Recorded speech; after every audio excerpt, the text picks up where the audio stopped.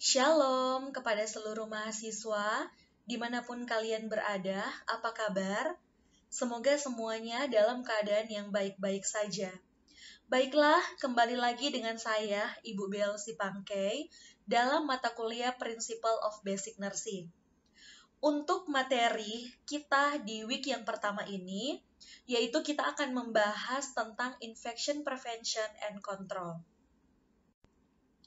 Adapun yang menjadi subcapaian pembelajaran mata kuliah di topik kita yang pertama ini, yaitu 1. Mendefinisikan infeksi, 2. Mengidentifikasi dan mendiskusikan transmisi infeksi, 3. Menjelaskan strategi pencegahan infeksi, 4. Mendefinisikan dan mendiskusikan infeksi nosokomial, 5. Mendeskripsikan elemen dari tindakan pencegahan standar. Dan 6. Mengidentifikasi dan mendiskusikan apa yang dimaksud dengan tindakan pencegahan tambahan. Mari kita lihat yang pertama, apa alasan kita harus belajar tentang infection prevention and control ini? Kenapa sih profesi sebagai seorang perawat atau yang merupakan salah satu tenaga kesehatan yang ada di rumah sakit harus belajar tentang pencegahan dan pengendalian infeksi atau biasa disingkat dengan PPI. PPI ini adalah istilah yang sering digunakan di rumah sakit, khususnya di negara kita Indonesia. Jadi kita akan lihat dulu, kenapa sih kita harus belajar tentang infection prevention and control ini. Alasan yang pertama, kenapa kita harus belajar tentang infection prevention and control ini, yaitu di mana angka insiden klien yang terkena infeksi sebagai akibat langsung dari tinggal di rumah sakit dan prosedur rumah sakit semakin meningkat. Jadi, biasanya di rumah-rumah sakit itu setiap tahun pasti akan melaporkan angka kejadian infeksi atau jenis infeksi yang terjadi di rumah sakit tersebut. Nah, berdasarkan data atau laporan, ditemukan bahwa di setiap rumah sakit, angka insiden klien atau pasien yang tinggal di rumah sakit itu terkena infeksi masih tinggi. Oleh sebab itu, kita sebagai salah satu tenaga kesehatan yang ada di rumah sakit harus mengerti bagaimana sih caranya supaya angka infeksi ini boleh menurun. Alasan yang kedua adalah pencegahan dan pengendalian infeksi penting untuk menciptakan lingkungan pelayanan kesehatan yang aman bagi klien dan staf. Tentunya, kita sebagai salah satu tenaga kesehatan yang ada di rumah sakit berharap bahwa pasien yang datang berobat di lingkungan rumah sakit itu akan bebas dari infeksi lainnya. Selain pasien, kita pun yang bekerja di rumah sakit mengharapkan bahwa kita bisa terhindar dari infeksi-infeksi yang muncul di lingkungan rumah sakit itu sendiri. Kemudian alasan yang ketiga, sebagai seorang perawat, kita memiliki peran primer dalam pencegahan dan pengendalian infeksi dalam semua tatanan pelayanan kesehatan. Nah, kembali lagi kita dalam tugas sebagai seorang perawat, perlu kalian ketahui bahwa tenaga perawat itu adalah orang yang bersama-sama dengan pasien 1x24 jam. Atau orang yang menemani pengobatan yang dilewati oleh pasien selama 1 hari full. Sehingga perawat ini memiliki peran yang utama untuk membantu agar pasien yang dirawat, untuk membantu agar dia pun sebagai seorang perawat dan orang-orang lain di sekitar rumah sakit itu bisa terhindar dari penularan infeksi ini. Dan alasan yang keempat yaitu pada semua tatanan pelayanan, klien dan keluarga harus mengenali sumber infeksi dan membuat tindakan pencegahan. Sekarang, bagaimana caranya kita melakukan pencegahan dan pengendalian, sedangkan kita belum mengerti infeksi itu bisa berasal dari mana? Infeksi itu bisa ada di mana saja. Nah, itulah sebabnya kenapa kita harus belajar tentang infection prevention and control terlebih dahulu, agar kita paham tindakan-tindakan apa yang dapat menyebabkan adanya infeksi, atau area-area mana yang dapat menimbulkan banyaknya infeksi, atau prosedur-prosedur rumah sakit yang seperti apa yang menyebabkan munculnya banyak infeksi. Dan itu harus diketahui oleh seluruh tatanan pelayanan di rumah sakit, klien yang kita rawat maupun keluarga, agar supaya seluruh yang datang di rumah sakit itu bisa terhindar dari sumber-sumber infeksi ini. Selanjutnya, mari kita lihat yang pertama, yaitu apa pengertian dari infeksi. Berdasarkan kata infeksi dari KBBI Daring, infeksi itu memiliki beberapa arti. Yang pertama itu ada terkena hama, kemasukan bibit penyakit, ketularan penyakit, peradangan. Kemudian yang kedua ada bio, pengembangan penyakit atau parasit dalam tumbuhan. Adapun pengertian infeksi lainnya yaitu adalah masuk dan berkembang biaknya suatu organisme atau agen infeksius dalam tubuh pejamu atau host. Jadi, jika agen infeksius ini hanya berada misalnya dalam tubuh pejamu atau host, belum tentu infeksi akan terjadi. Jadi, yang disebut dengan infeksi itu jika agen infeksius ini masuk dan berkembang biak dalam tubuh pejamu itu sendiri. Nah, selanjutnya kita lihat beberapa sifat dari infeksi. Jika agen infeksius atau patogen hanya berada dalam tubuh pejamu atau host, belum tentu infeksi akan terjadi, ya. Jadi, virus, bakteri, patogen yang tinggal di tubuh manusia itu belum tentu akan menyebabkan infeksi, ya. Belum tentu dia akan berkembang biak di tubuh manusia. Jika suatu patogen menginvasi, bertumbuh, dan atau berkembang biak di dalam pejamu, tetapi tidak menyebabkan infeksi, maka itu disebut sebagai kolonisasi, ya. Jadi sifat dari infeksi yang pertama yaitu patogennya ini udah ada di tubuh manusia, udah bertumbuh, udah berkembang biak, tetapi tidak menyebabkan infeksi. Jadi dia hanya numpang tinggal, ya, tetap ada dalam tubuh manusia tetapi dia tidak menginfeksi. Nah, ini disebut sebagai kolonisasi. Kalau dia menginfeksi, berarti sifatnya adalah infeksius atau menular, bisa jadi, ya. Jadi kalau dia tidak menyebabkan infeksi, namanya kolonisasi. Kalau terjadi infeksi, berarti disebut sebagai infeksius atau menular. Nah, jika penyakit infeksius ini dapat ditularkan secara langsung dari satu individu ke individu lainnya, maka disebut sebagai penyakit menular, ya. Kalau infeksius berarti dia hanya dialami oleh satu individu atau satu pejamu atau diri dia sendiri. Tetapi pada saat infeksius itu bisa ditularkan ke orang lain, maka itu disebut sebagai penyakit menular, ya. Kemudian yang selanjutnya, jika patogen atau agen infeksius itu berkembang biak dan menyebabkan tanda dan gejala, maka infeksi tersebut bersifat simptomatik. Simptomatik artinya menyebabkan adanya tanda dan gejala yang muncul, ya. Jadi seseorang yang mungkin mengalami penyakit yang ditandai dia misalnya muncul tanda dan gejala tertentu, berarti itu infeksi yang bersifat simptomatik. Dan jika tanda dan gejala klinis tidak ada, maka infeksi tersebut bersifat asimptomatik, ya. Jadi kebalikan dari simptomatik. Jadi kalau simptomatik itu adanya gejala, sedangkan kalau asimptomatik itu berarti infeksi yang tidak memunculkan tanda dan gejala. Selanjutnya mari kita lihat tentang rantai infeksi. Ternyata infeksi itu memiliki jalur atau memiliki tahap demi tahap yang saling berkaitan.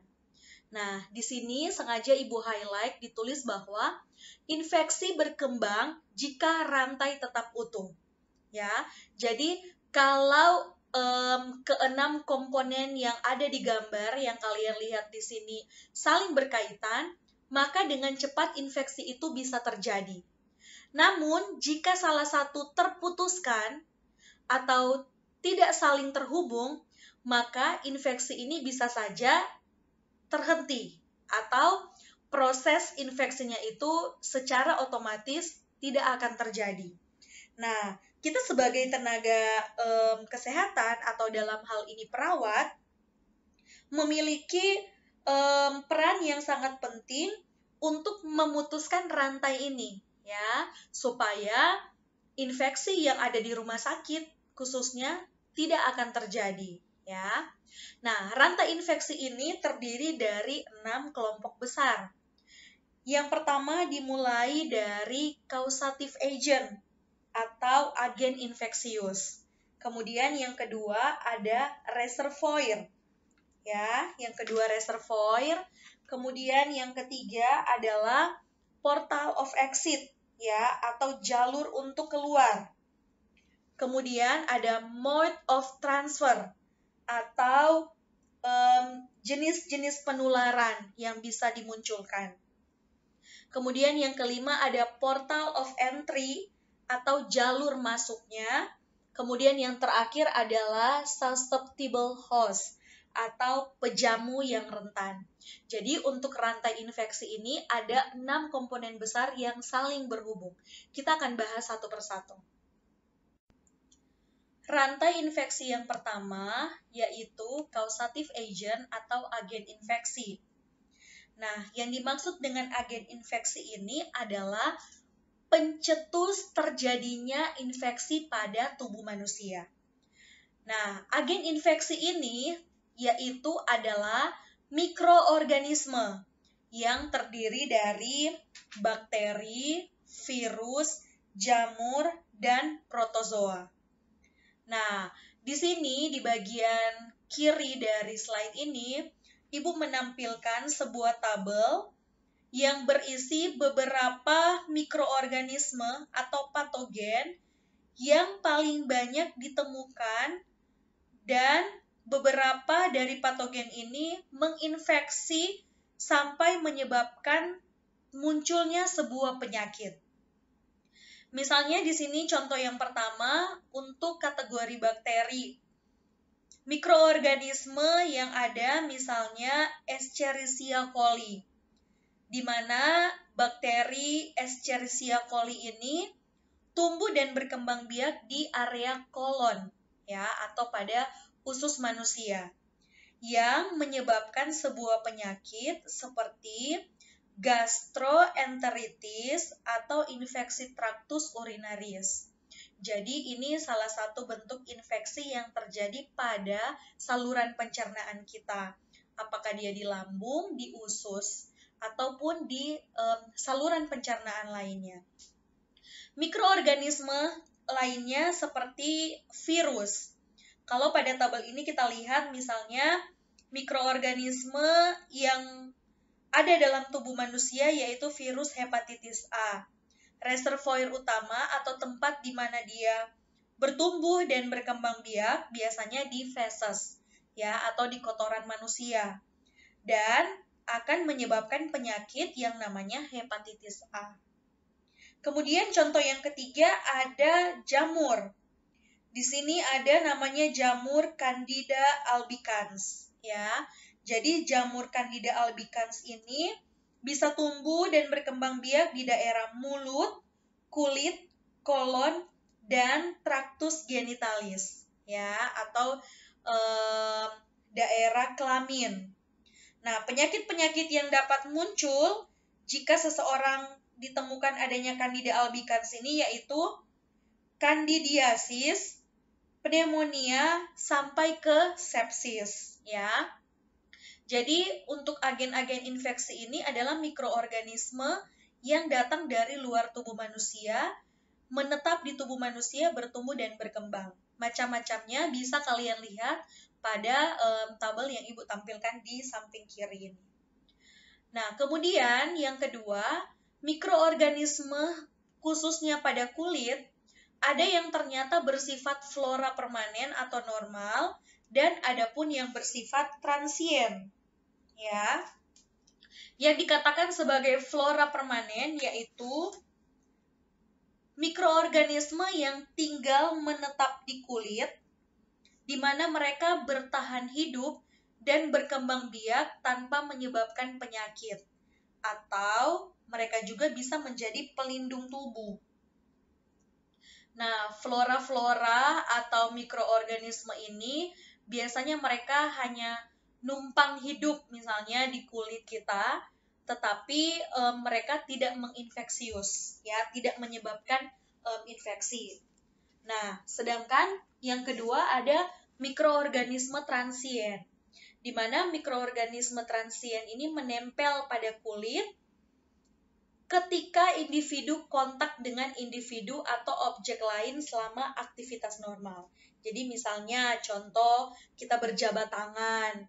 Nah, mikroorganisme yang dimaksud dengan transien adalah mikroorganisme yang berpindah dari satu individu ke individu yang lain, misalnya pada saat kita jabat tangan. Nah, itu contoh mikroorganisme. Jadi, untuk agen infeksi ini bisa bakteri, bisa virus, bisa jamur, bisa protozoa. Bisa yang memang menetap di kulit kita, tinggal bertahan hidup. Ada juga yang disebabkan karena kontak dengan orang lain.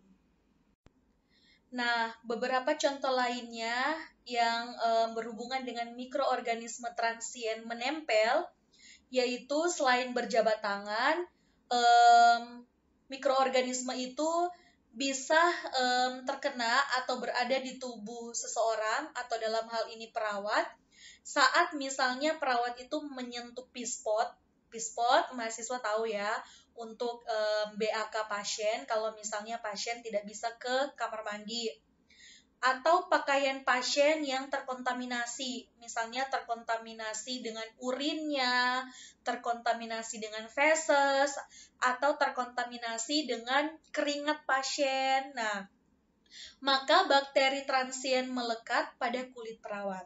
Ya, jadi bukan dari saat mungkin kita berjabat tangan aja, tetapi mikroorganisme transien menempel itu bisa kita temukan pada saat kita membantu pasien, misalnya untuk ganti baju, untuk BAB, BAK, nah itu juga masuk dalam kategori mikroorganisme transien menempel.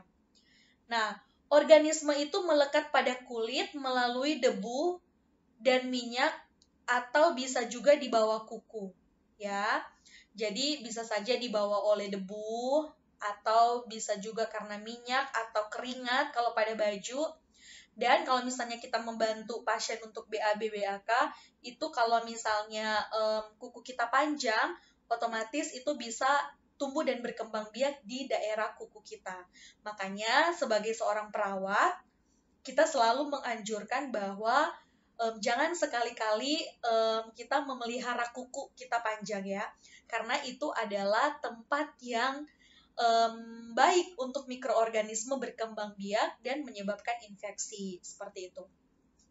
Nah, cara untuk mengatasi agar mikroorganisme transien ini menempel luntur atau hilang, yaitu dengan cara mencuci tangan, ya. Mencuci tangan di sini bisa kalau misalnya tangan kita sangat kotor, kita bisa mencuci tangan menggunakan air dan sabun, ya. Kita bisa gunakan air mengalir dan sabun.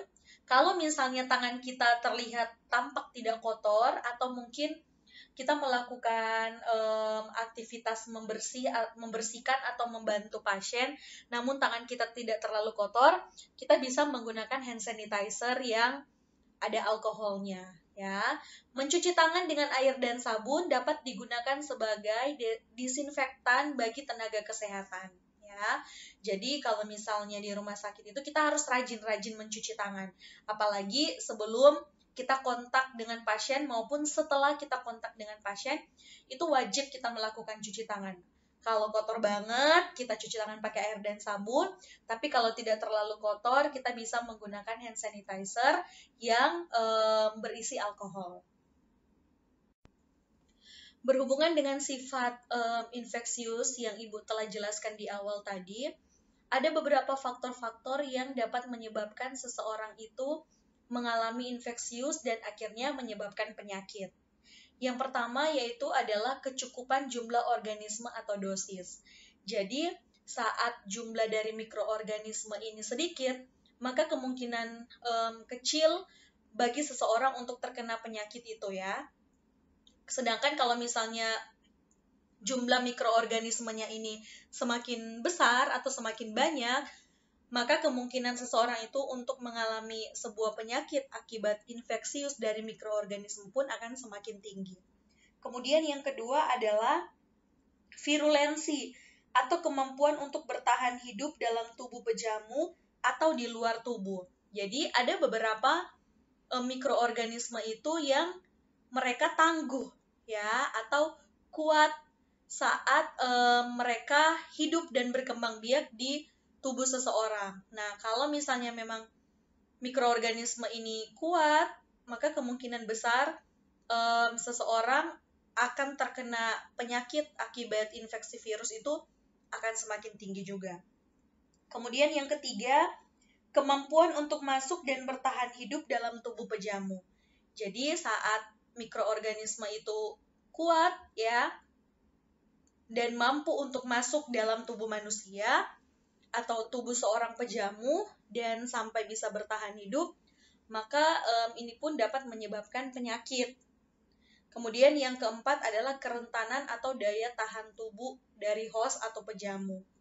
Jadi saat seseorang memiliki imun yang tinggi, memiliki daya tahan tubuh yang kuat, maka walaupun masuknya virus ini ke dalam tubuh, lama-kelamaan virus ini akan mati dengan sendirinya atau terkalahkan dari imun yang ada dalam tubuh seorang host.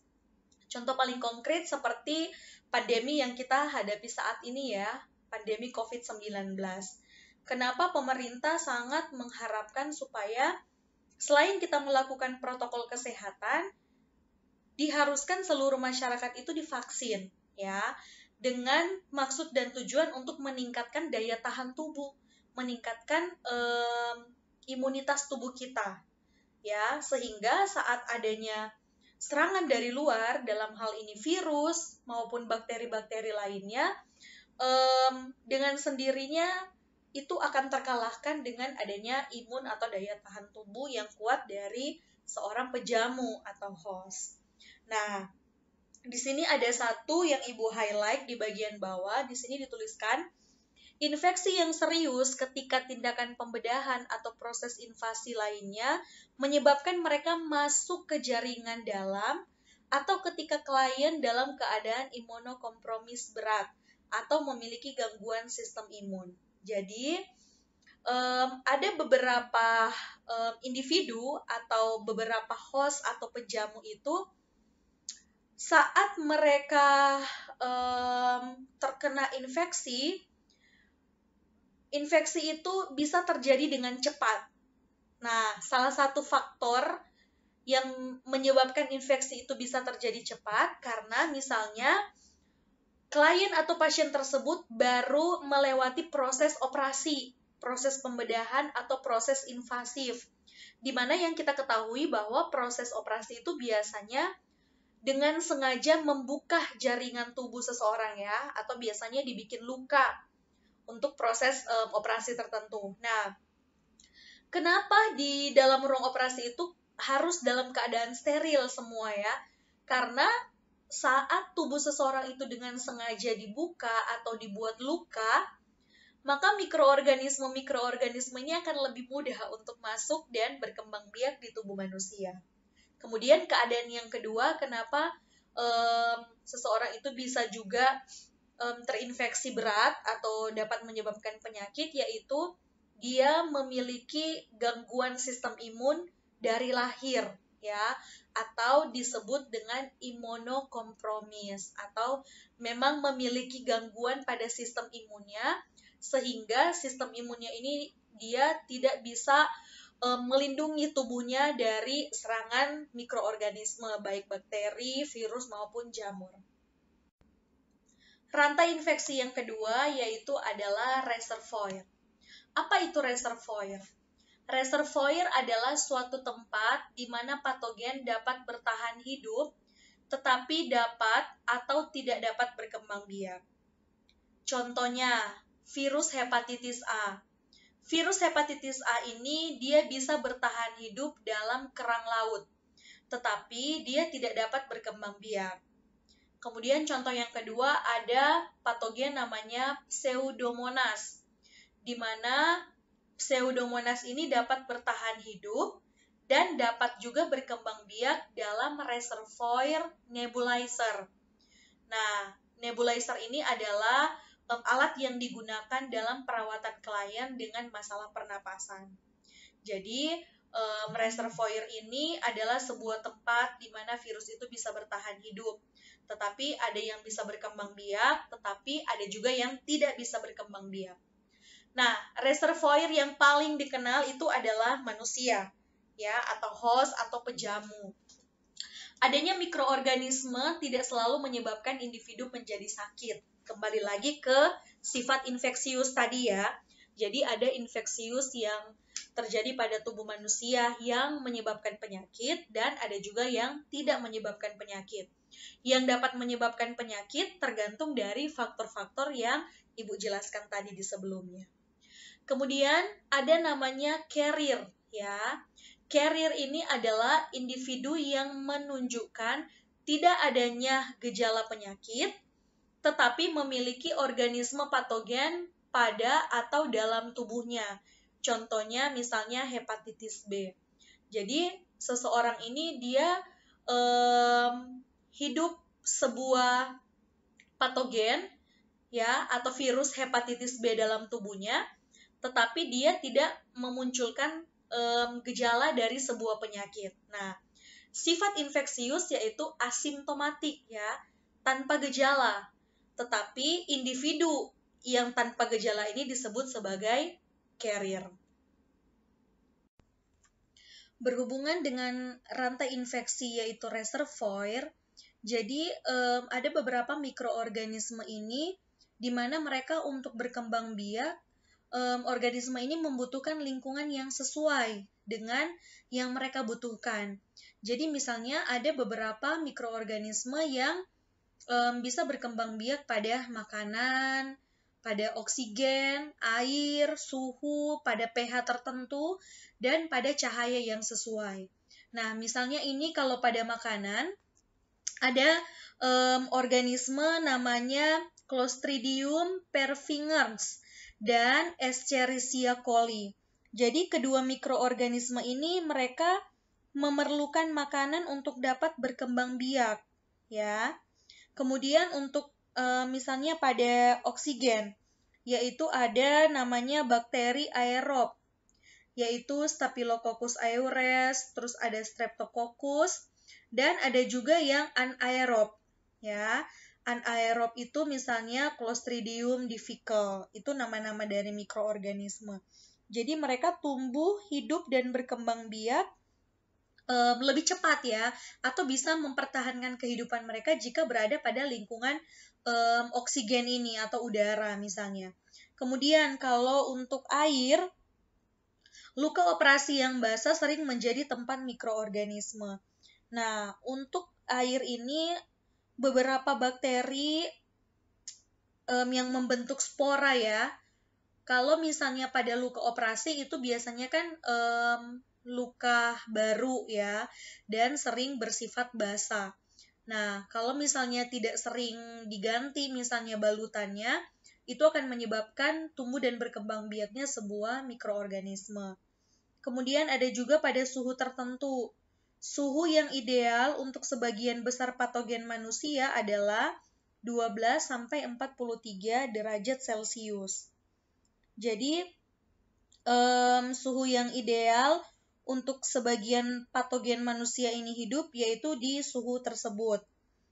Namun beberapa juga dapat bertahan hidup pada suhu yang ekstrim. Jadi tergantung juga ya, ada beberapa mikroorganisme yang pada suhu tertentu pun dia masih tetap bisa hidup dan berkembang biak. Tetapi idealnya yang paling banyak yaitu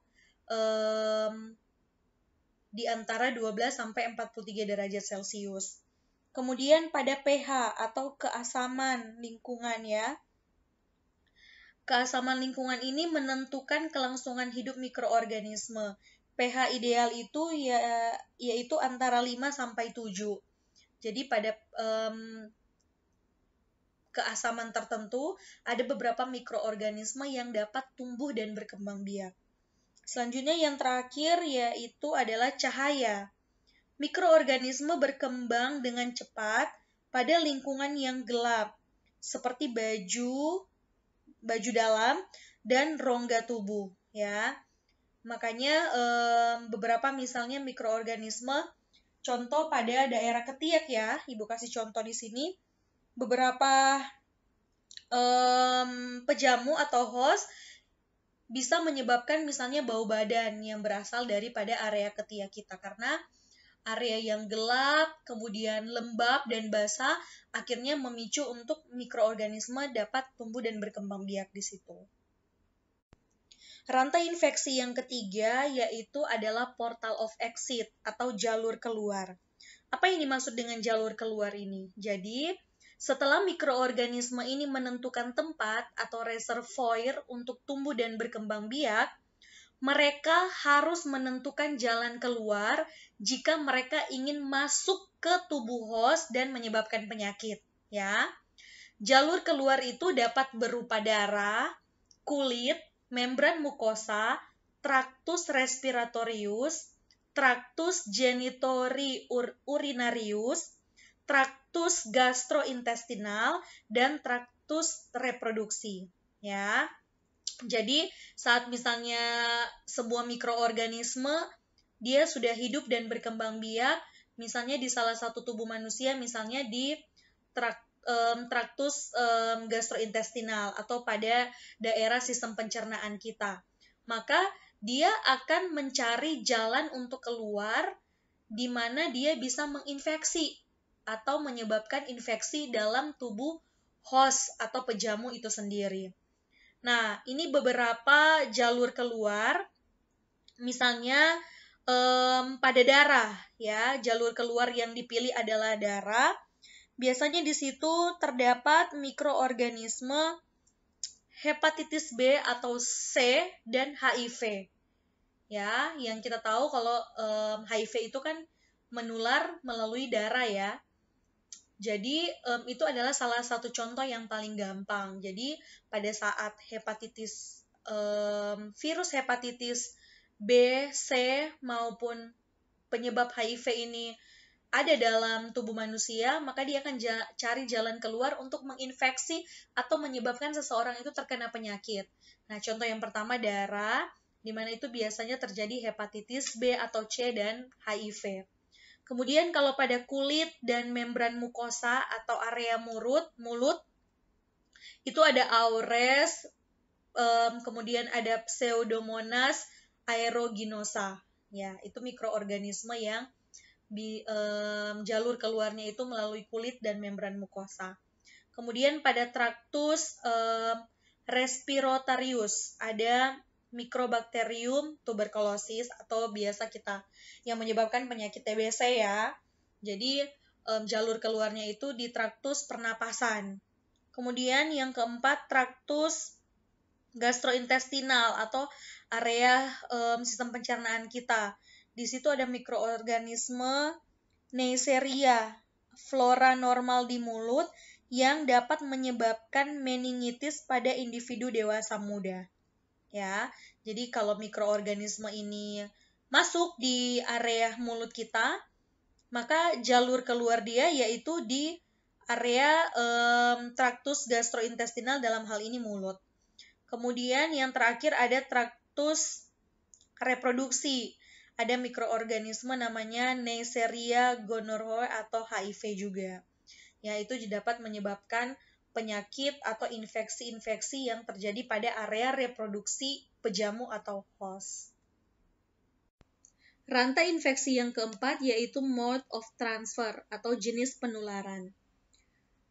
Kita ingat kembali sifat dari infeksius ya. Jadi ada infeksius yang dapat menyebabkan penyakit, tetapi ada juga infeksius yang tidak dapat menyebabkan penyakit atau dia hanya tumbuh dan hidup di tubuh dari pejamu atau host, tetapi dia tidak dapat menimbulkan penyakit.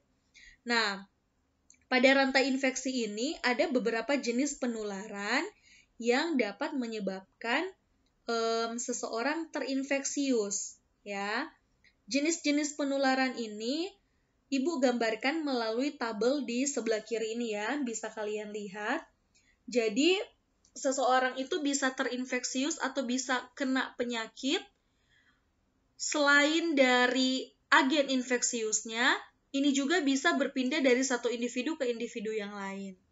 Nah, beberapa jalur maksud Ibu yang dapat menyebabkan individu lain bisa terkena infeksi. Yang pertama, karena kontak langsung. Contohnya, kontak langsung ini adalah kontak fisik antara satu individu dengan individu yang lain. Nah, contoh organisme atau mikroorganisme yang dapat berpindah setelah kontak langsung yaitu misalnya virus hepatitis A atau ada juga Staphylococcus ya. Jadi itu contoh mikroorganisme yang dapat segera berpindah saat kita kontak langsung dengan pasien contohnya ya. Sehingga makanya kalau di rumah sakit itu perawat yang menangani pasien dengan hepatitis A itu biasanya dia menggunakan APD yang lengkap ya, supaya dia tidak tertular hepatitis A, karena dengan kita kontak langsung saja dengan pasien ini, resiko tinggi untuk terkena hepatitis A itu bisa terjadi. Kemudian ada juga yang karena tidak langsung, contohnya adalah droplet atau percikan. Contoh paling gampang sekarang yaitu COVID-19, di mana itu bisa tertularkan hanya melalui percikan ya, air liur dari satu individu ke individu yang lain. Contoh lainnya misalnya virus influenza, virus rubella ya. Jadi itu hanya karena percikan atau udara bisa juga menyebabkan seseorang terkena infeksi. Kemudian ada juga contoh yaitu karena vektor. Nah, vektor ini adalah antropoda yang dapat memindahkan atau mengeluarkan agen infeksi dari sumber infeksi kepada host yang rentan. Contoh vektor di sini adalah lalat, ya, nyamuk, kutu, tikus, tungau. Jadi mereka adalah vektor-vektor yang dapat menghantarkan virus bakteri yang menyebabkan infeksi atau mereka sendiri yang menghasilkan infeksi untuk pejamu yang masih baik atau masih dalam keadaan sehat. Selain dari jalur kontak langsung, tidak langsung maupun vektor, ada juga beberapa mikroorganisme yang dapat ditularkan melalui lebih dari satu jalur atau beberapa jalur. Misalnya contoh varicella zoster atau penyakit chickenpox ya, di mana itu dapat disebar melalui udara yang mengandung droplet dan juga dapat melalui kontak langsung ya. Jadi berbeda mikroorganisme, berbeda juga jenis penularannya. Ada yang hanya satu, ada juga yang beberapa atau lebih dari satu, seperti itu. Nah, khusus untuk lingkungan pelayanan kesehatan, jalur utama patogen atau mikroorganisme yang ditemukan adalah tangan dari tenaga kesehatan yang tidak dicuci. Selain itu, patogen atau mikroorganisme pun paling banyak didapatkan pada alat-alat yang digunakan di pelayanan kesehatan. Misalnya di stetoskop, di alat untuk mengukur tekanan darah, lemari yang berada di samping tempat tidur pasien, kursi, kamar mandi, dan masih banyak lagi barang-barang lainnya yang biasa digunakan oleh banyak orang. Kemudian jalur utama patogen ini bisa melalui personel-personel rumah sakit ya, mulai dari yang memberikan pelayanan langsung seperti perawat, ahli terapi fisik, maupun dokter. Kemudian ada juga pendukung dan diagnostik seperti teknisi laboratorium, ahli terapi, dan ahli gizi.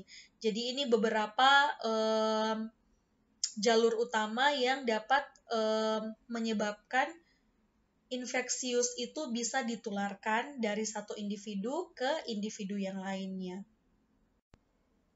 Rantai infeksi yang kelima yaitu adalah portal of entry atau jalur masuk.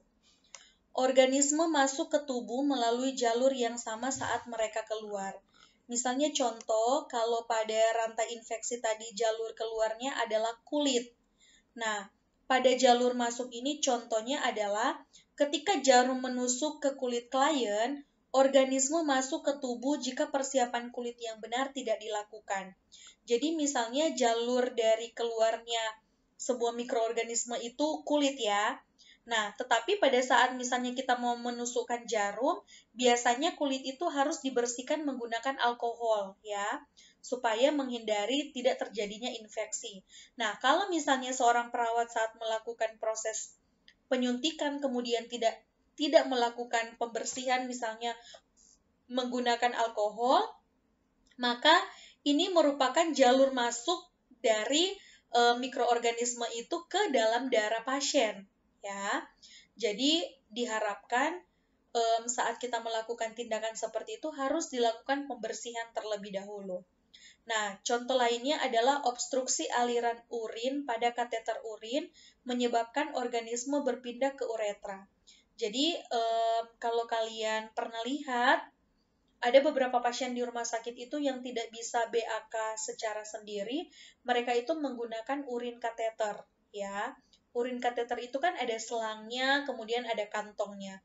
Nah, saat terjadi obstruksi atau sumbatan pada aliran urin ini, otomatis urin yang dihasilkan oleh pasien, yang dalam hal ini udah kotor ya urinnya, dia tidak keluar ke kantong tersebut, tetapi dia kembali atau menetap ke kandung kemih atau ke uretra kita. Nah, kalau misalnya tidak dialirkan atau tidak segera diganti, maka lama-kelamaan itu akan menyebabkan infeksi pada area uretra atau di area kandung kemih dari pasien tersebut. Rantai infeksi yang keenam atau yang terakhir yaitu susceptible host atau pejamu yang rentan. Bagaimana individu mendapat infeksi tergantung pada kerentanan terhadap agen infeksius. Kerentanan tergantung pada derajat ketahanan individu terhadap patogen atau respons imun. Seperti yang Ibu jelaskan di awal tadi bahwa saat individu memiliki imun yang kuat, kemungkinan besar untuk kena infeksi akan lebih rendah ya. Karena dengan imun atau daya tahan tubuh yang kuat, maka virus atau bakteri yang masuk ke dalam tubuh kita dengan sendirinya dia akan mati. Nah, beberapa faktor yang dapat mempengaruhi kerentanan seseorang yaitu misalnya usia. Jadi semakin usia bertambah, maka daya tahan tubuh pun akan ikut berkurang. Jadi pada klien-klien atau pasien yang mungkin udah lansia, berkemungkinan besar untuk terinfeksi lebih besar lagi. Kemudian status gizi, kalau pasien dengan status gizi yang buruk, daya tahan tubuhnya pun akan ikut berkurang. Atau adanya penyakit kronis, misalnya adanya diabetes, hipertensi, atau penyakit-penyakit lainnya yang menyebabkan metabolisme tubuhnya dia itu terganggu, sehingga daya tahan tubuhnya pun akan ikut terganggu. Atau misalnya ada injury, ada luka, ya, luka apalagi luka yang terbuka, luka bekas operasi itu harus sering-sering dibersihkan supaya tidak menjadi tempat berkembang biaknya patogen atau mikroorganisme. Dan Yang terakhir yaitu merokok ya. Kita tahu bersama bahwa dengan merokok itu akan merusak organ khususnya untuk paru-paru yang menyebabkan seseorang itu bisa terinfeksius penyakit misalnya TBC atau yang paling tren sekarang adalah COVID-19 yang itu biasanya meradang di area paru-paru kita. Nah, kalau misalnya paru-paru kita pun udah ikut rusak, otomatis proses peradangan dari penyakit tersebut akan lebih cepat. Selanjutnya, mari kita lihat tahap-tahap dari perjalanan infeksi. Jadi, proses terjadinya infeksi itu terdiri dari 4 tahapan. Yang pertama namanya periode inkubasi.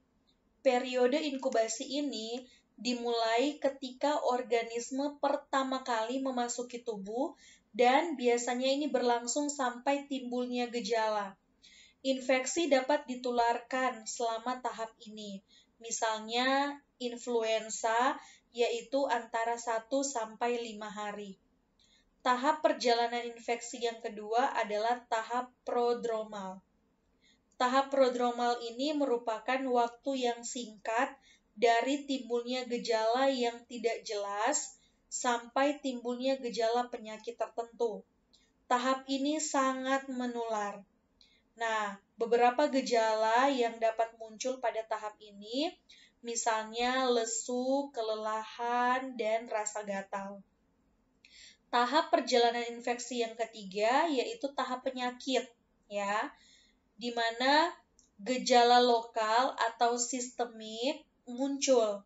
Misalnya demam, sakit kepala, malaise, dan gejala khusus penyakit tertentu ya. Misalnya leukositosis, adanya ruam, terjadi bengkak, diare, dan muntah. Kemudian tingkat keparahan dan durasi pun tergantung pada virulensi patogen dan kerentanan seseorang. Tahap perjalanan infeksi yang terakhir yaitu pemulihan. Dimulai ketika gejala mulai mereda dan berlanjut sampai orang tersebut kembali normal. Jadi ini adalah 4 tahap proses perjalanan sebuah infeksi pada pejamu atau host. Berkaitan dengan tahap atau proses terjadinya sebuah infeksi, ada beberapa hal yang perlu diperhatikan oleh kita sebagai seorang perawat. Ketika klien terkena infeksi, awasi tanda dan gejala infeksi dan ambil tindakan yang benar untuk mencegah penyebarannya. Kemudian, keparahan penyakit klien tergantung pada luasnya infeksi, patogenesis mikroorganisme, dosis organisme, dan kerentanan dari pejamu. Jika infeksi bersifat lokal, misalnya infeksi luka, klien biasanya akan mengalami gejala lokal seperti adanya nyeri dan kemerahan pada area luka. Gunakan pencegahan dasar, APD yang benar, dan kebersihan tangan ketika memeriksa luka. APD di sini adalah alat pelindung diri ya. Kemudian infeksi yang memengaruhi seluruh tubuh tidak hanya satu organ atau bagian, tetapi dapat bersifat sistemik dan dapat menjadi fatal jika tidak terdeteksi dan tidak diobati. Jadi menjadi perhatian kita bersama saat seseorang mengalami gejala yang dimunculkan akibat adanya infeksi, kita harus segera melakukan tindakan ya. Misalnya juga kita harus perhatikan ini infeksi terjadi di mana. Kemungkinan infeksi ini karena apa? Ya. Terus perhatikan faktor-faktor yang mempengaruhi seperti misalnya tadi usia dari pasien, apakah ada penyakit penyerta, atau kalau misalnya dia ada luka yang terjadi di tubuhnya, kita pun harus hati-hati ya. Silakan menggunakan alat pelindung diri yang benar dan pastikan mencuci tangan sebelum dan sesudah melakukan perawatan. Seperti itu ya. Selanjutnya, kita akan membahas tentang Healthcare Associated Infection atau HAIS, atau biasa dikenal dengan infeksi nosokomial. Klien dalam lingkungan pelayanan kesehatan itu memiliki peningkatan resiko untuk terjadinya atau terkena infeksi. Nah, infeksi nosokomial ini yaitu infeksi yang dihasilkan dari penyampaian pelayanan pada suatu sarana pelayanan kesehatan, atau bisa dibilang infeksi yang ditemukan di rumah sakit. Infeksi ini dapat terjadi sebagai hasil prosedur yang invasif, misalnya tindakan operasi, pemakaian antibiotik, adanya organisme yang resisten dengan berbagai obat, dan pelanggaran dalam kegiatan pencegahan dan kontrol infeksi. Jadi, ada beberapa tindakan atau kegiatan di rumah sakit yang dapat menyebabkan pasien ini bisa terkena infeksi nosokomial. Salah satu jenis infeksi nosokomial yaitu adalah iatrogenik. Infeksi iatrogenik ini merupakan salah satu jenis infeksi nosokomial dari suatu prosedur diagnostik atau terapeutik. Sebagai contoh adalah tindakan endoskopi gastrointestinal pada klien yang mengalami infeksi ya pada bagian lambung sampai ke usus pasien. Contohnya seperti pada gambar di samping kanan atas. Jadi ini adalah salah satu tindakan yang bisa menyebabkan pasien terkena infeksi nosokomial jenis iatrogenik. Kemudian, infeksi nosokomial ini juga memiliki dua sifat, yaitu yang pertama bersifat eksogen dan bersifat endogen. Bersifat eksogen yaitu adalah satu jenis organisme yang berada di luar klien. Ya, sebagai contoh adalah infeksi yang terjadi pada pasien pasca operasi, ya. Jadi kalau pasien-pasien yang melewati proses operasi beresiko tinggi untuk terkena infeksi, dan itu adalah sifat infeksi nosokomial eksogen atau dari luar tubuh pasien ya. Sedangkan yang kedua sifatnya adalah endogen. Yang dimaksud dengan endogen ini adalah ketika bagian dari flora klien menjadi berubah dan terus bertumbuh secara berlebihan, misalnya dengan pemakaian antibiotik saat dirawat di rumah sakit. Jadi saat pasien terus-menerus mengkonsumsi antibiotik saat dia berada di rumah sakit, terlebihnya dalam waktu yang lama, itu juga dapat menyebabkan terjadinya infeksi yang berasal dari dalam tubuh pasien itu. Berikut beberapa tempat dan penyebab terjadinya infeksi nosokomial. Di sini Ibu sengaja highlight, dituliskan bahwa melakukan prosedur kebersihan tangan yang salah meningkatkan resiko klien untuk terkena semua jenis infeksi nosokomial. Dalam arti bahwa saat kita melakukan tindakan apapun saat berada di rumah sakit, sebaiknya kita melakukan prosedur mencuci tangan yang baik dan benar ya. Karena kebersihan tangan itu adalah kunci utama supaya infeksi itu tidak dapat ditularkan dari satu individu ke individu yang lainnya atau dari satu tempat ke tempat yang lainnya. Nah, ini beberapa tempat dan penyebab infeksi nosokomial. Yang pertama, tempatnya adalah di area tractus urinarius atau pada saluran kemih ya. Ini bisa menyebabkan infeksi karena misalnya pemasangan kateter urin yang tidak steril. Jadi pada saat kita memasang kateter urin ke pasien, misalnya kita tidak membersihkan areanya dulu, atau kantong maupun selang yang kita gunakan itu dalam keadaan tidak bersih atau tidak steril, itu bisa menyebabkan infeksi pada tractus urinarius. Kemudian teknik pengumpulan spesimen yang salah. Biasanya kalau pasien-pasien di rumah sakit itu ada pemeriksaan urin ya, dan otomatis pasien tersebut harus mengumpulkan urin di wadah tertentu sebelum dibawa ke lab. Nah, sebaiknya wadah itu harus tetap dalam keadaan yang bersih ya, dalam keadaan yang kering. Karena kalau misalnya pada saat misalnya urinnya itu tumpah atau misalnya urinnya itu berada di bagian luar dari wadah penampungan itu, otomatis itu akan menyebabkan infeksi pada saat misalnya perawat memegang wadah tersebut. Kemudian tempat yang kedua yaitu luka operasi atau traumatik ya. Misalnya contoh gagal membersihkan permukaan kulit dengan benar, gagal menggunakan teknik asepsis selama mengganti balutan. Jadi saat kita melakukan pembersihan luka, harus dipastikan permukaan kulit itu sudah dibersihkan dengan benar, dengan teknik yang benar pula. Kemudian tempat yang ketiga adalah traktus respiratorius atau bagian pernapasan.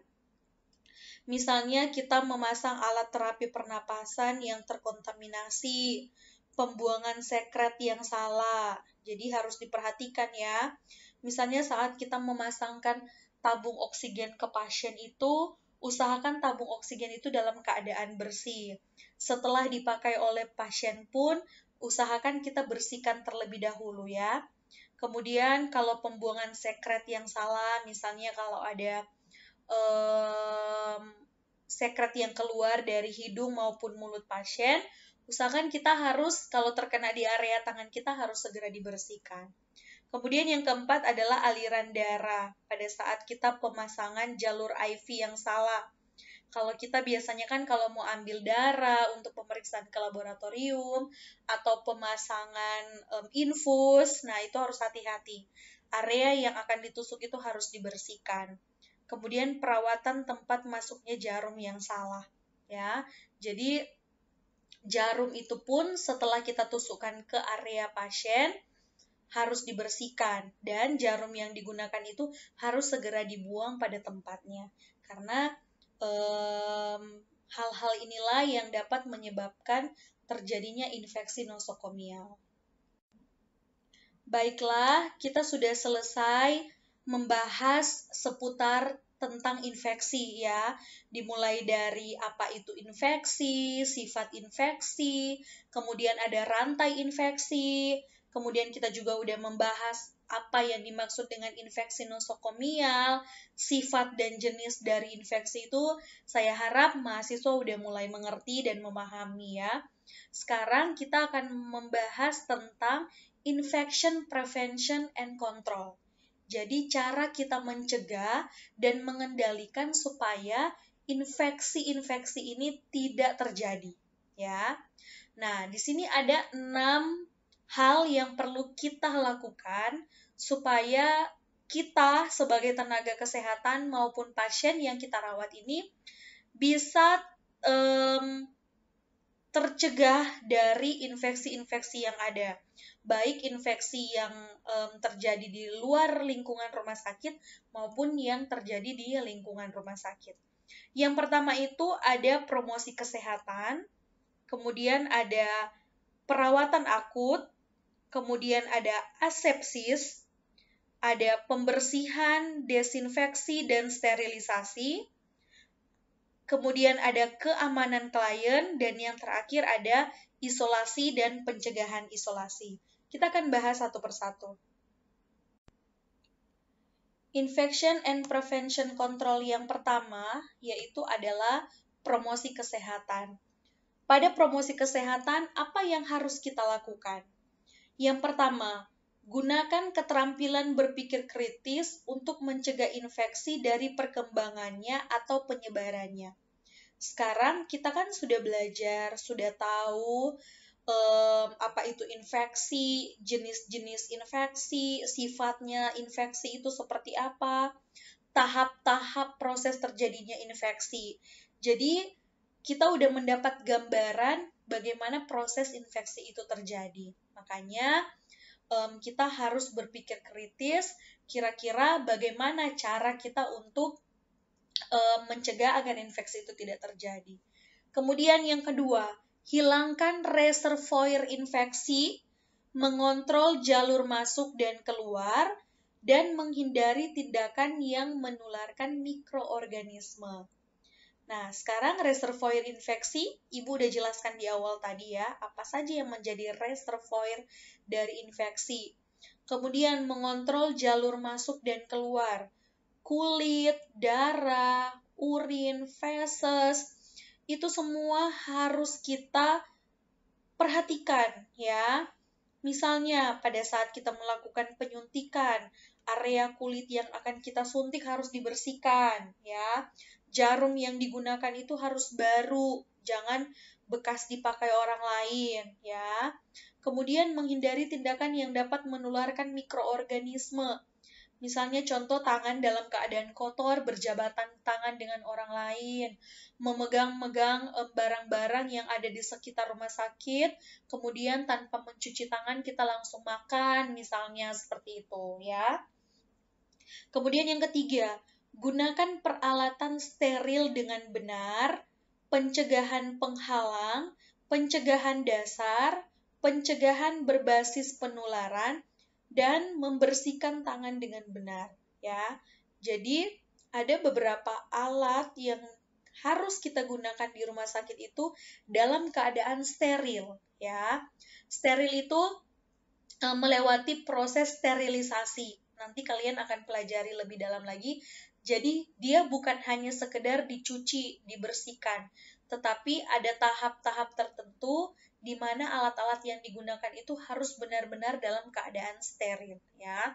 Contohnya tindakan endoskopi tadi ya, memasukkan sejenis kamera di dalam tubuh manusia melalui mulut untuk memonitoring ada luka atau apakah ada infeksi yang terjadi di dalam tubuh manusia tersebut. Nah, alat yang digunakan ini harus dalam keadaan steril karena resiko tinggi terkena infeksi karena alat ini harus dimasukkan ke dalam tubuh manusia. Begitupun dengan alat-alat yang digunakan di ruang operasi, harus dalam keadaan steril, bukan dalam sekedar bersih saja, ya. Kemudian yang keempat, memperkuat pertahanan yang dimiliki pejamu atau host terhadap infeksi. Ya, harus perkuat daya tahan tubuh seseorang, baik kita, tenaga kesehatan, maupun pasien yang kita rawat. Dukung nutrisinya, harus makan yang cukup, gizi yang baik, istirahat yang cukup, mempertahankan mekanisme perlindungan fisiologis ya, jangan sampai dia terluka, jatuh ya, dan imunisasi yang direkomendasikan akan melindungi klien. Jadi baik kita maupun keluarga pasien kita, contohnya seperti COVID-19 ini dengan cara kita melakukan vaksinasi untuk meningkatkan daya tahan tubuh, meningkatkan imunitas kita. Nah, itulah promosi-promosi kesehatan yang dapat kita gunakan untuk diri kita sendiri dan dapat kita bagikan untuk orang lain juga. Infection prevention and control yang kedua adalah perawatan akut. Dalam perawatan akut, misalnya di sini adalah perawatan luka. Perawat harus menggunakan prinsip-prinsip perawatan luka untuk memindahkan cairan dari daerah luka dan mendukung integritas penyembuhan luka. Perawatan akut ini biasanya dilakukan oleh perawat-perawat yang senior atau profesional dalam suatu tindakan keperawatan. Nah, misalnya kalau dalam perawatan luka, saat mengganti perban, perawat tersebut sebaiknya menggunakan masker, kacamata, atau pelindung wajah untuk mengantisipasi percikan atau semburan darah atau cairan tubuh. Gunakan sarung tangan dan perban khusus untuk mempercepat penyembuhan tepi luka. Jadi ini beberapa prinsip yang dapat dilakukan dalam perawatan akut. Dalam hal ini contohnya perawatan luka. Jadi itu cara yang bisa kita gunakan agar terhindar dari infeksi. Kemudian infection prevention and control yang ketiga adalah asepsis. Asepsis adalah hilangnya mikroorganisme atau patogen penyebab penyakit, ya. Hilangnya mikroorganisme patogen. Teknik asepsis adalah praktik atau prosedur yang membantu mengurangi resiko terkenanya infeksi. Ada dua jenis asepsis. Yang pertama ada asepsis medikal dan asepsis bedah. Asepsis medikal. Asepsis medikal ini biasa juga disebut dengan teknik bersih atau prinsip bersih, termasuk prosedur yang digunakan untuk mengurangi jumlah organisme yang ada dan mencegah perpindahan organisme. Contohnya yaitu melakukan hand hygiene, mencuci tangan dengan sabun dan air atau menggunakan antiseptik. Contoh lainnya menggunakan sarung tangan bersih dan membersihkan lingkungan secara rutin. Itu adalah contoh dari prinsip bersih ya atau teknik bersih.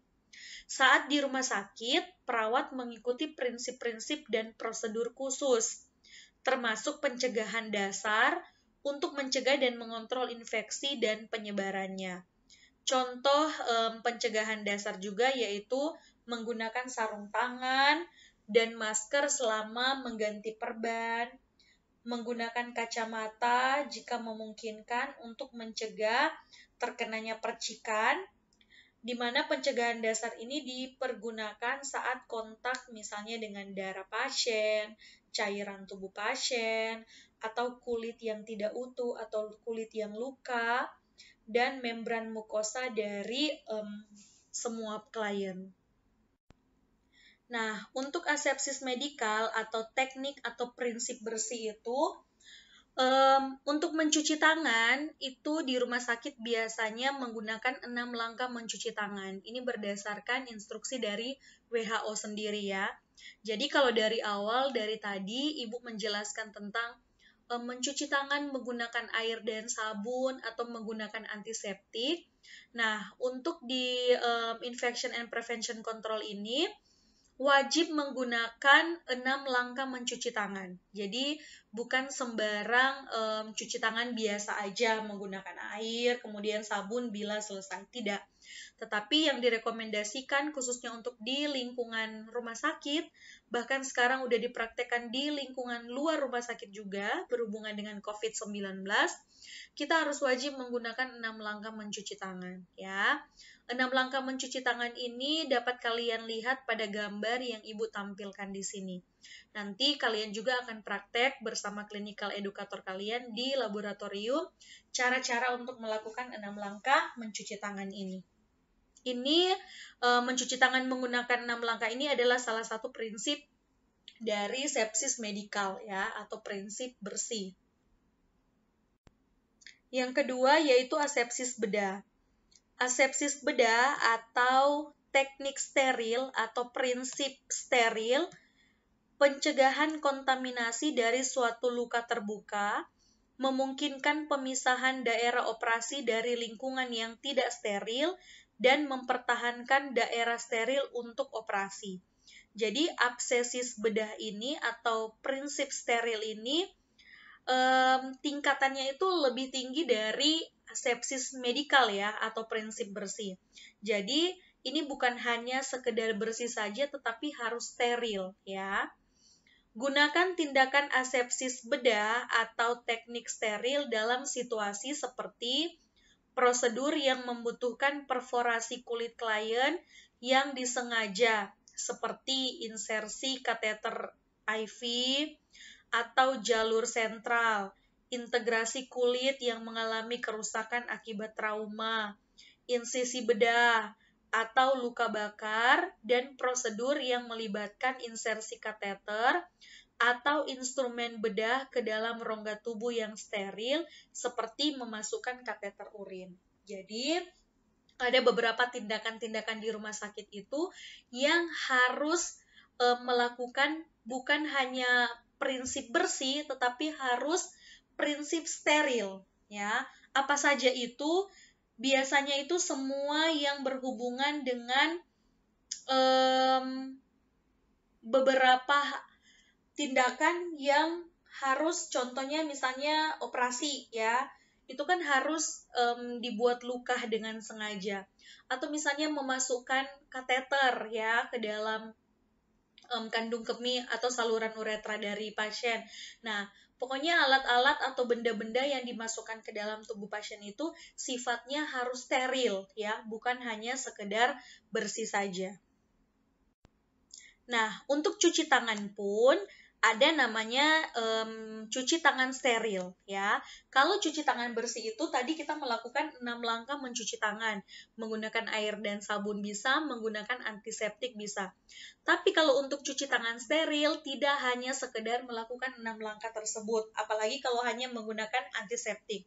Nah, di sini biasanya kalau kita cuci tangan steril itu tangan kita itu selain melakukan 6 langkah mencuci tangan itu ada area-area yang harus disikat ya, harus menggunakan sikat, kemudian ada cairan tertentu, cairan pembersih yang harus digunakan untuk membersihkan tangan kita. Kemudian kalau mencuci tangan bersih biasanya itu hanya melikupi pergelangan tangan, telapak tangan, dan jari-jari. Nah, kalau dicuci tangan steril itu harus sampai ke lengan bagian atas, ya. Dan biasanya proses mencuci tangan ini lebih lama dibandingkan dengan proses mencuci tangan bersih. Nanti kalian akan praktek di laboratorium atau nanti akan diajarkan oleh clinical educator langkah-langkah untuk melakukan cuci tangan steril ini. Nah, ini ada beberapa prinsip-prinsip asepsis bedaya atau prinsip steril.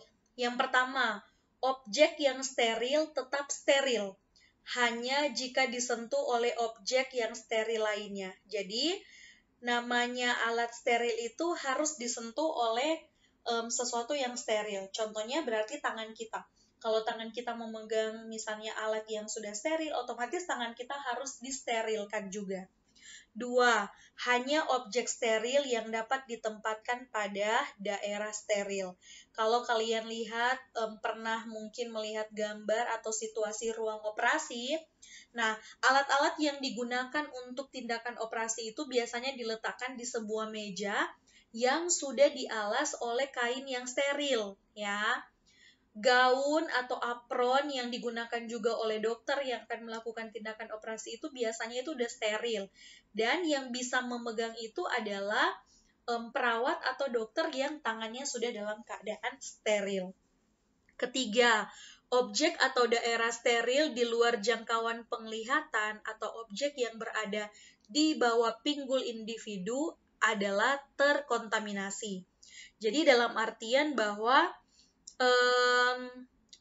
area-area yang sudah tidak dapat dijangkau oleh penglihatan seorang individu atau biasanya itu di bagian pinggul ke bawah itu bukan area steril lagi. Kalau di ruang operasi itu biasa itu udah area yang terkontaminasi ya. Kemudian yang keempat, objek atau daerah steril menjadi terkontaminasi karena terpapar udara dalam jangka waktu yang lama. Jelas ya?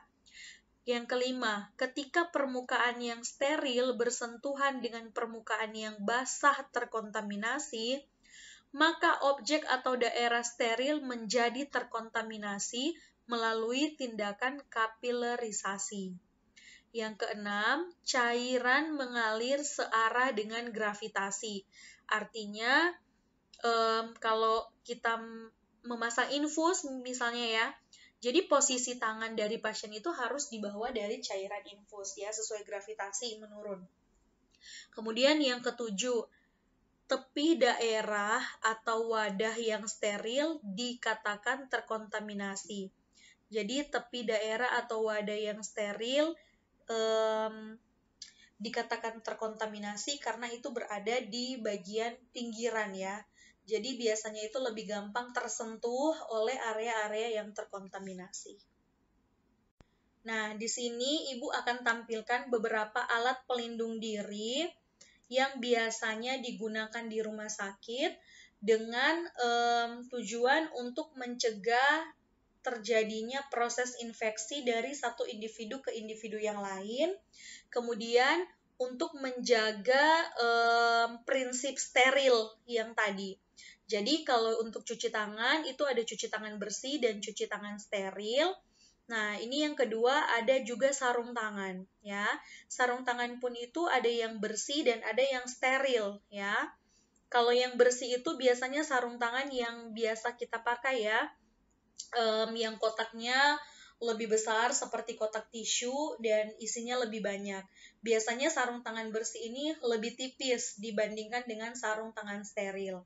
Dan biasanya kemasannya itu satu box isi 50-100 piece. Sedangkan untuk sarung tangan steril ini biasanya satu pasang sarung tangan steril ini dalam satu kemasan saja. Jadi satu kemasan, satu sarung tangan, dan tampilannya ini seperti gambar yang ada di kanan atas. Itu sudah diatur sedemikian rupa posisi tangan kanan dan posisi tangan kiri saat kemasan itu dibuka harus tepat posisinya ya. Kalau sarung tangan bersih kan kita tinggal ambil seperti ambil tisu pakai seperti biasa. Tapi kalau untuk sarung tangan steril ini ada tekniknya ya. Jadi harus nanti kalian latihan di laboratorium cara penggunaan sarung tangan yang steril seperti apa. Jadi ada bagian-bagian yang tidak boleh tersentuh sama sekali. Karena kalau kalian sentuh area itu otomatis itu langsung dikatakan terkontaminasi atau tidak steril lagi. Kemudian ada juga masker ya. Kalau di rumah sakit sih biasanya menggunakan area-area yang infeksius atau yang tinggi infeksinya itu biasanya menggunakan masker yang N95 ya, yang memiliki tingkat penyaringan yang sangat tinggi. Ada juga pada ruangan-ruangan tertentu biasa menggunakan surgical mask seperti gambar yang kedua. Ini adalah salah satu APD juga yang digunakan saat melakukan beberapa tindakan khusus di rumah sakit. Tapi kalau untuk saat ini, dengan adanya pandemi COVID-19, penggunaan masker ini pun bukan hanya tenaga medis yang menggunakan, tetapi kita masyarakat umum pun udah harus menggunakan seperti ini. Ini adalah salah satu APD yang dapat mencegah kita untuk terhindar dari infeksi virus, bakteri, maupun mikroorganisme lainnya. APD selanjutnya ada namanya perisai wajah atau biasa kita kenal sekarang namanya face shield ya. Perisai wajah biasanya kalau di rumah sakit menggunakan yang digambar sebelah kiri ya. Lebih tertutup dan biasanya bahannya lebih tebal. Nah, untuk saat ini biasanya ini digunakan oleh dokter dan perawat-perawat yang menangani pasien dengan COVID-19 dengan tujuan untuk mencegah percikan droplet atau infeksi virus bisa masuk melalui mata kita dan sebagai double menutupi area mulut dan hidung kita juga ya. Jadi ini bentuk APD juga. Nah, biasa yang paling banyak sekarang di masyarakat pun pakai yang face shield yang sebelah kanan ini. APD selanjutnya yaitu apron atau gaun medis ya. Nah, di sini ada beberapa tipe sih untuk apron, bisa di setiap rumah sakit itu akan berbeda-beda bentuknya, tetapi kurang lebih beberapa jenis apron ini gambarnya seperti ini ya. Jadi dalam bentuk seperti gaun, dan gaun ini ada yang ikatannya di samping, ada yang ikatannya di bagian belakang. Ini biasanya di beberapa rumah sakit akan ada perbedaan. Nah, ada juga kalau saat ini untuk pandemi COVID-19 yang digunakan itu jenis yang anti air ya. Ada apron atau gaun yang digunakan namanya hazmat. Jadi itu bahannya berbeda. Kalau yang apron biasa digunakan di rumah sakit ini berbahan kain dan biasanya ini selalu steril. Sedangkan kalau yang hazmat digunakan oleh Satgas COVID-19 itu bahannya anti air dan itu biasanya tidak steril ya, karena digunakan di luar ruangan yang steril.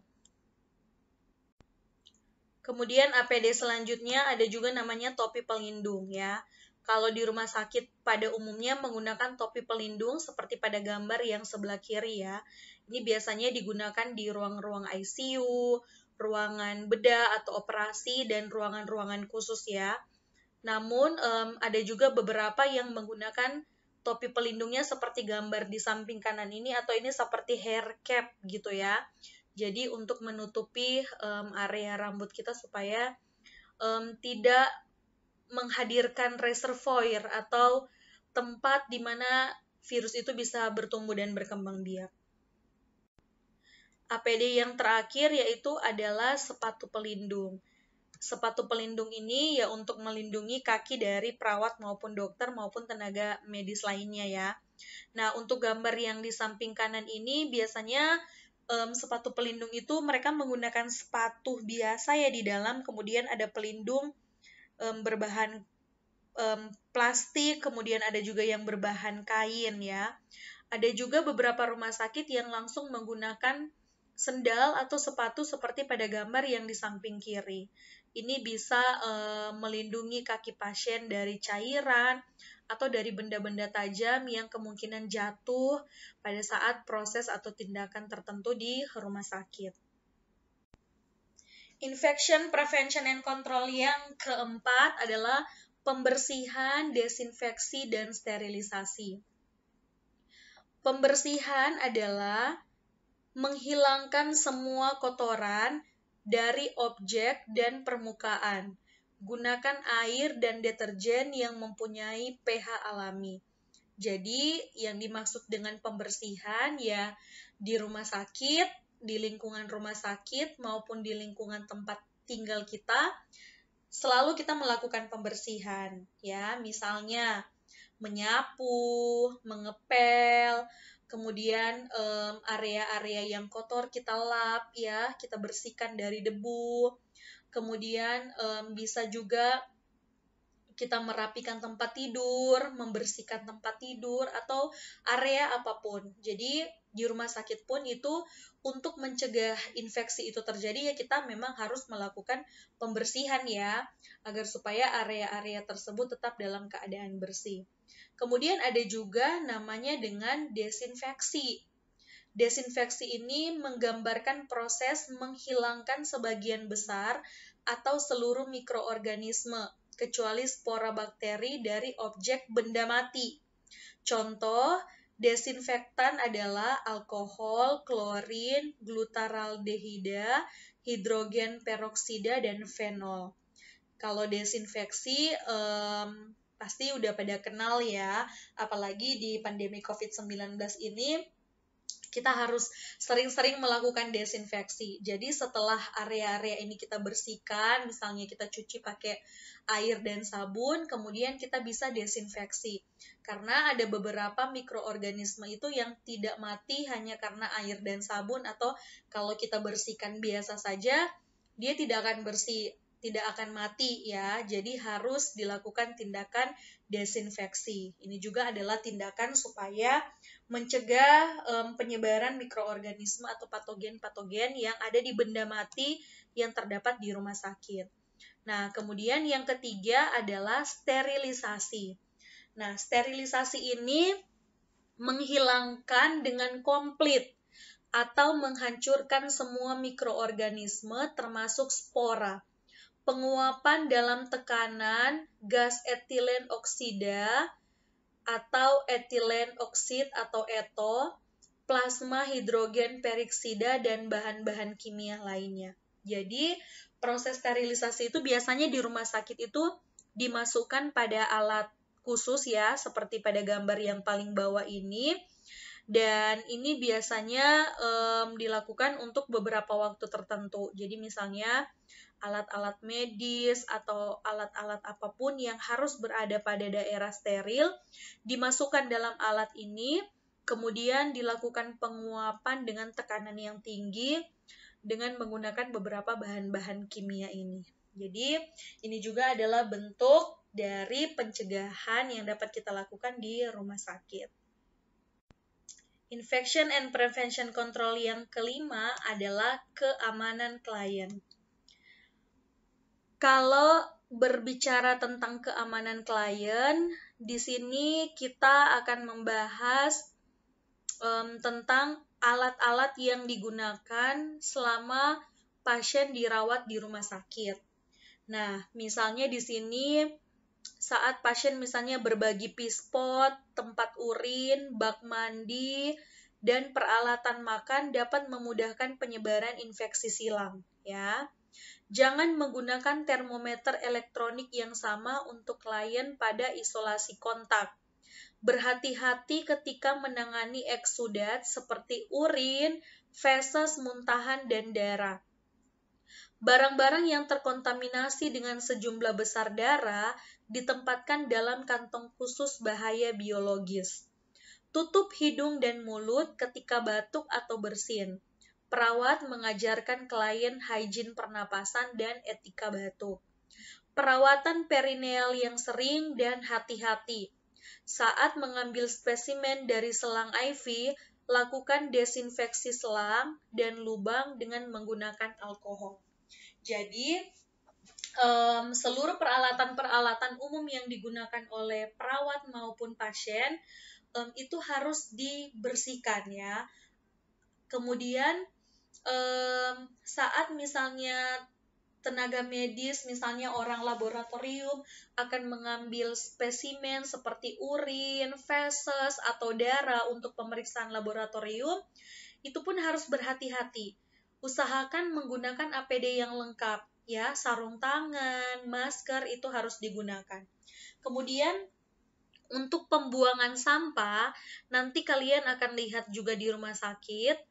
Di rumah sakit itu ada namanya, di gambar kiri atas ini bisa dilihat, itu namanya safety box. Safety box ini adalah tempat pembuangan seluruh barang-barang yang tajam, ya, seperti jarum suntik, atau mungkin ada pisau atau gunting. Semua peralatan tajam itu tidak boleh dibuang pada tempat sampah sembarang dan harus dimasukkan di safety box ini, ya, karena pembuangannya itu khusus. Kemudian nanti kalian juga akan diperkenalkan dengan macam-macam tempat sampah. Jadi tempat sampah di rumah sakit itu ada warna-warnanya. Nanti lebih jelasnya kalian akan lihat di kelas laboratorium, ya. Di sini Ibu kasih contoh, ada 2 plastik, ya, warna plastik yang kalian lihat di sini ada warna hitam dan warna kuning. Jadi warna kuning itu adalah sampah-sampah medis, ya. Semua sampah medis, apalagi sampah-sampah yang terkontaminasi langsung dengan pasien harus dibuang di yang warna kuning.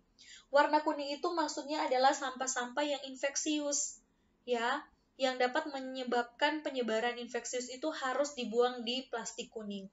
Sedangkan untuk yang sampah warna hitam, plastik warna hitam itu adalah sampah non-medis, ya. Jadi nanti di rumah sakit itu kalian jangan sembarang membuang sampah, karena itu ada kode-kodenya tertentu. Nah, selain itu ada juga nanti biasanya di rumah sakit itu kalian akan diberi panduan dalam etika batuk saat Anda batuk dan bersin, ya. Jadi pada saat kalian batuk dan bersin, jangan sembarang batuk. Jadi kalian harus menutupi area mulut dan hidung kalian menggunakan tisu kalau ada tisu, sarung tangan kalau sarung tangan ada, tapi kalau nggak ada, silakan kalian menggunakan lengan bagian atas untuk menutupi area hidung dan mulut saat bersin, ya. Kemudian tisu atau sarung tangan yang kalian gunakan itu segera dibuang atau dicuci. Kemudian itu setelah itu kalian harus cuci tangan, ya. Dan sebaiknya kalau kalian dalam keadaan batuk dan bersin, sebaiknya kalian menggunakan masker saat datang ke rumah sakit atau berada di area layanan umum lainnya supaya mencegah penyebaran droplet. Seperti itu, ya. Jadi untuk keamanan klien, hal-hal inilah yang bisa kalian lakukan supaya penyebaran infeksi itu bisa terputus. Infection prevention and control yang terakhir adalah isolasi dan pencegahan isolasi. Apa itu isolasi? Isolasi adalah pemisahan dan penahanan pergerakan individu yang sakit dengan penyakit infeksius. ruangan pribadi yang digunakan untuk isolasi terkadang menyediakan aliran udara bertekanan negatif untuk mencegah partikel infeksius dari luar ruangan mengalir ke ruangan lain dan sistem penanganan udara. Pencegahan penghalang termasuk penggunaan pakaian yang sesuai, sarung tangan, masker pelindung mata, dan alat atau pakaian pelindung. Pencegahan isolasi diistilahkan dengan penularan kontak, droplet, udara, dan lingkungan yang protektif. Jadi, untuk penyakit-penyakit yang bersifat infeksius atau mudah untuk ditularkan ke orang lain, biasanya pasien-pasien yang mengalami penyakit tersebut dimasukkan dalam ruangan khusus, ya. Dan perawat yang menangani pasien tersebut pun adalah perawat khusus untuk ruangan isolasi. Jadi, perawat ini menggunakan APD yang lengkap dan biasanya dia tidak membantu ruangan lainnya. Jadi, dia hanya bekerja di area ruangan isolasi itu aja supaya mencegah penyebaran infeksius itu sendiri. Dan biasanya udara yang ada di area ruang isolasi ini tidak terhubung dengan udara yang ada di ruangan-ruangan lainnya, sehingga penyebaran infeksius itu bisa tertahan ya, dan tidak disebarkan di seluruh lingkungan rumah sakit. Demikianlah penjelasan Ibu untuk topik kita yang pertama ini, yaitu tentang infection prevention and control. Biarlah apa yang telah Ibu jelaskan dari awal hingga akhir bisa dimengerti dan dipahami. Dan jika kalian ada pertanyaan seputar dengan materi yang Ibu sampaikan, di Moodle Ibu telah membuka forum untuk diskusi. Silakan kalian tinggalkan pertanyaan-pertanyaan kalian di forum tersebut. Nanti Ibu akan balas melalui forum tersebut. Ibu harapkan kalian juga bisa memperdalam dan memperluas pengetahuan kalian tentang topik ini, yaitu dengan membaca buku-buku dasar-dasar keperawatan, baik secara online maupun secara tidak online. Baiklah, untuk di minggu yang pertama ini juga akan Ibu tutup dengan kalian harus mengerjakan kuis, di mana kuis ini akan Ibu jadikan sebagai absensi kalian dan sebagai tambahan penilaian untuk UTS nanti. Silakan kalian kerjakan kuis yang telah Ibu buka di Moodle. Kuis berisi 10 soal, dikerjakan selama 10 menit. Jadi satu soal masing-masing dikerjakan selama 1 menit. Di mana kuis ini Ibu akan buka sepanjang minggu ini. Silakan kalian tentukan kapan kalian punya waktu yang free untuk dapat mengerjakan soal ini, dan pastinya harapannya kalian bisa menjawab soal ini dengan baik, benar, dan tepat. Sekali lagi, terima kasih untuk kebersamaan kita di minggu yang pertama ini. Tetap jaga kesehatan, tetap menjalankan protokol kesehatan COVID-19. Tuhan Yesus memberkati.